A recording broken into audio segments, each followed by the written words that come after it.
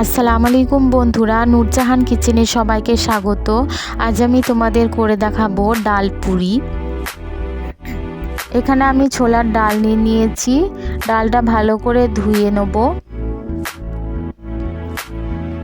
ডালটা জল ঝরিয়ে নিয়ে আবারও একটু জল দিয়ে আমি 5 থেকে 6 ঘন্টা মতো ডালটা ভিজিয়ে রেখে দেবো।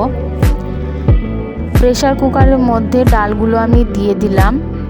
সামান্য লবণ আর সামান্য হলুদ, সাথে সামান্য জল দিয়ে এটাকে আমি সেদ্ধ করতে দিয়ে দেবো। দেখো, এটা আমার হয়ে গেছে, ভালোভাবে সেদ্ধ করে নিয়েছি ডালগুলো। এবার হালকা ঠান্ডা হয়ে এলে আমি ডালগুলোকে পেস্ট করে নেব।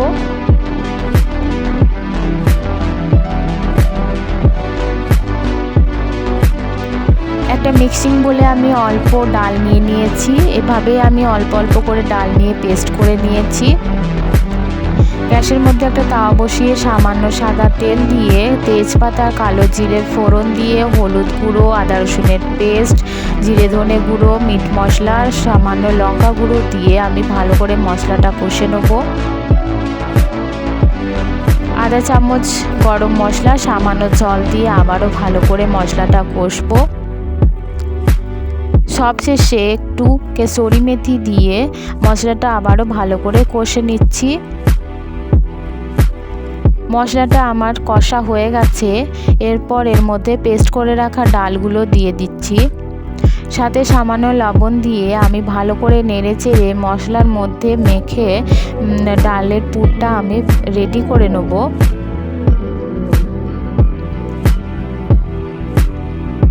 দেখো, এখানে আমার ডালটা আঠালো আঠালো ভাব চলে এসছে, তার মানে আমার পুরটা রেডি হয়ে গেছে।